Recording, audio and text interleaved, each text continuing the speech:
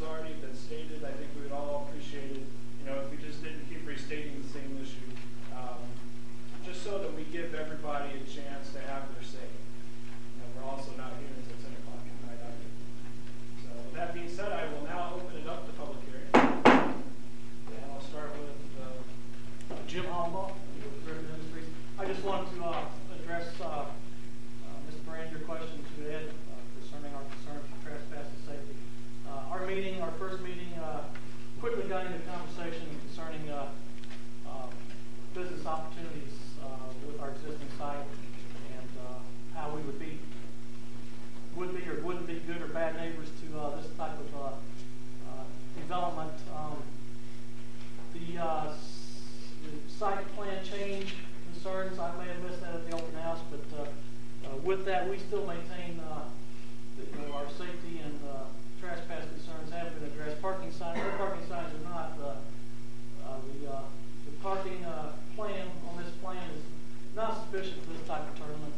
We would have overflow parking on our road. We have 30 trucks today coming up and down that road. Okay, can I interrupt you? Sure. What would be sufficient? That's what Ed's proposes. You have the document. I'll let Alan talk to that. Well, two things really. I mean, the first thing you really need to do is go back to your standards you have to decide this application with and see if they've been satisfied. Your parking and your traffic flow concerns still are not addressed. In fact, there's really been no change in how they're addressed since we were here in February.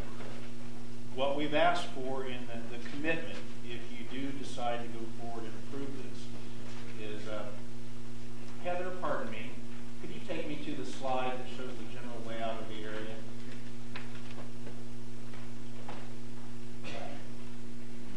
Back toward the front.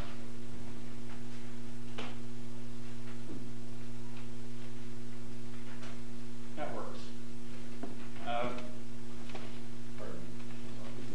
By the way, my name's Alan Townsend, 111 Monument Circle, Indianapolis. I'm an attorney for Griffin.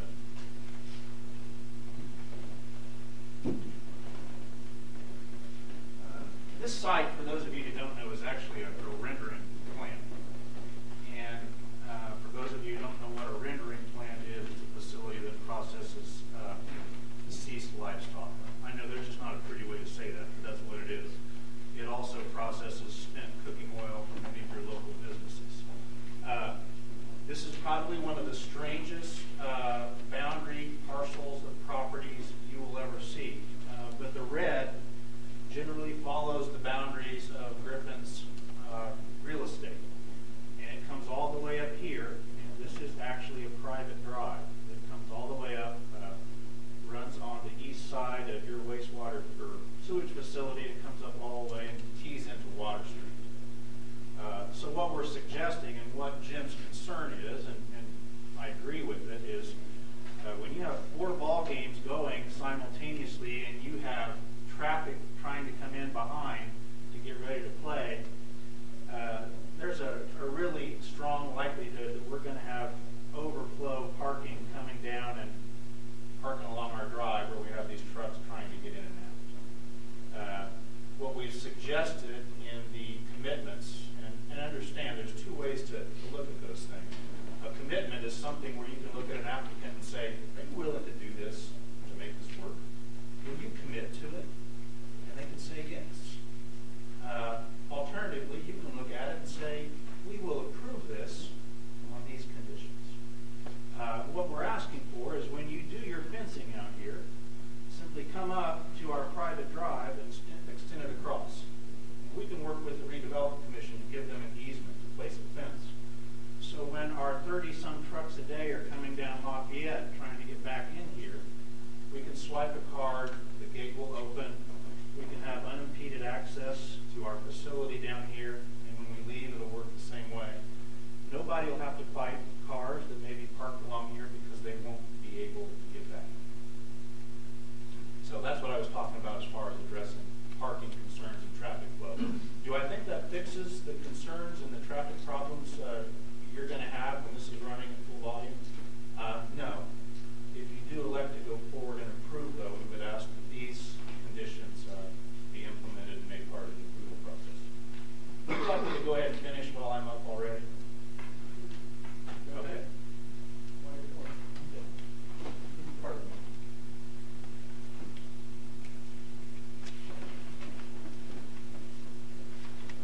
couple more comments I want to make, and I'll be brief. Heather, could you take me back to the standards?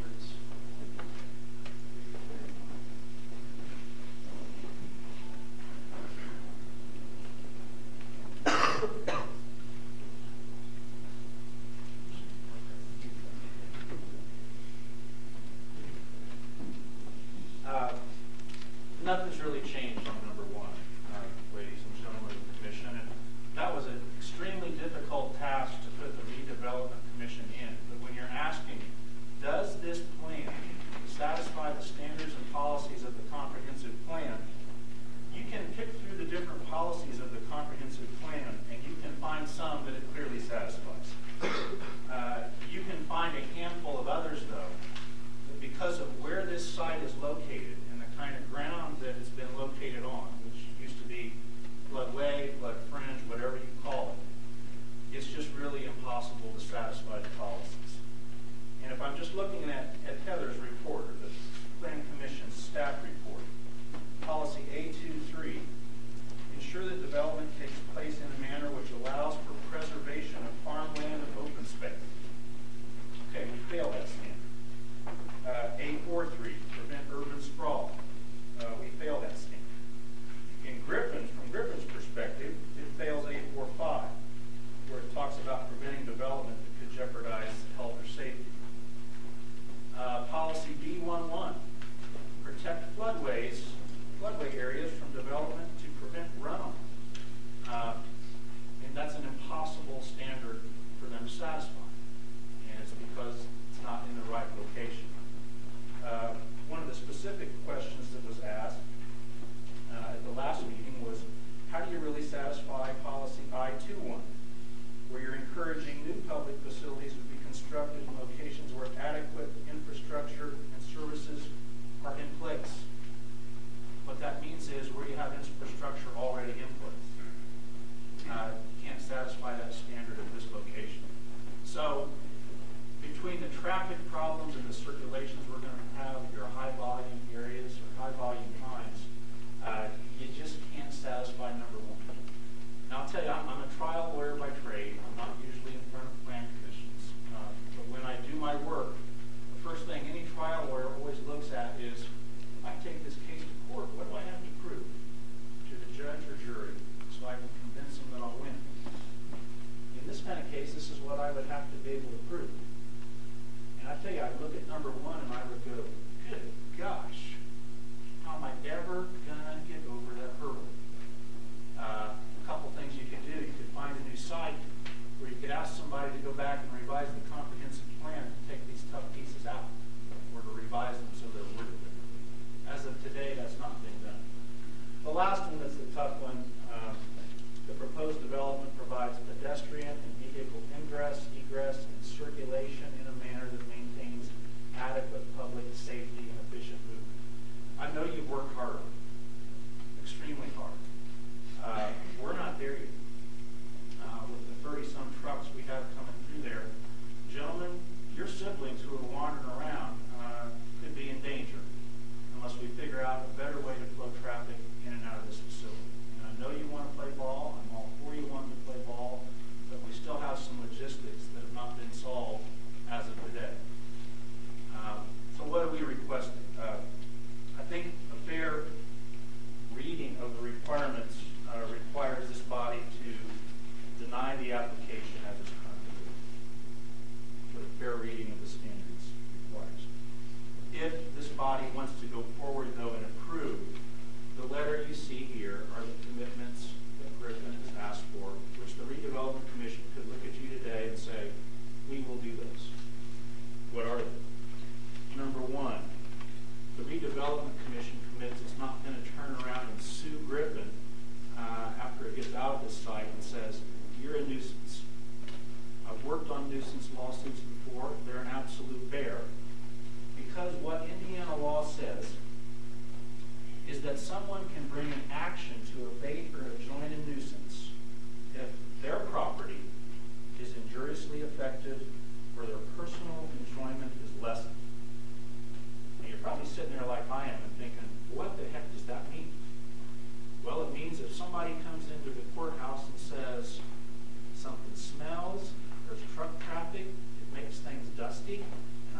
like it, Judge, I want to bring a nuisance lawsuit against Griffin to enjoin or abate or give us damages for whatever's going on back there. So what we're asking for is if you want to move into our neighborhood and be our neighbor, provide us with a commitment that says you will not do that.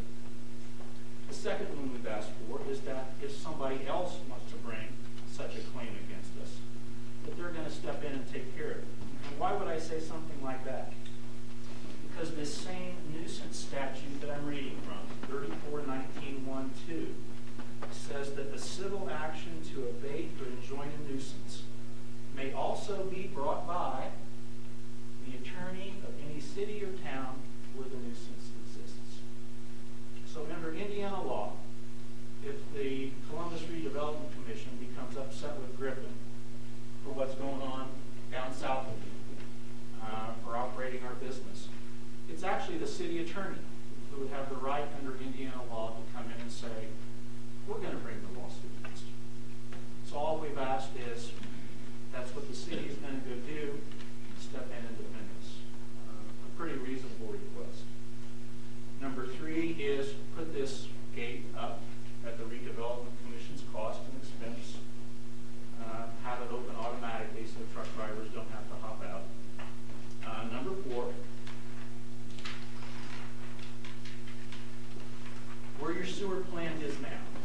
One of the things we could all do to work together to make this traffic flow safer, work better, and make us all sleep easier when we're out working out there, playing out there. Pardon me. Griffin's driveway is right here. It starts up here and comes on the east side of the current facility. What we could do when this wastewater treatment plant goes by the wayside is install a new drive and actually bring it in all the way on the west side of this facility. So we're actually not running down the middle of this anymore. And you can see with what we requested is, we know you're not in a position to do that right now. I've gone out and looked at it. You can't do it right now without disrupting your sewer plant. So what we've asked is, on or before June 30th of 2013, let's put that in and let's get that truck traffic moved to the west so it's not running down the middle of the complex.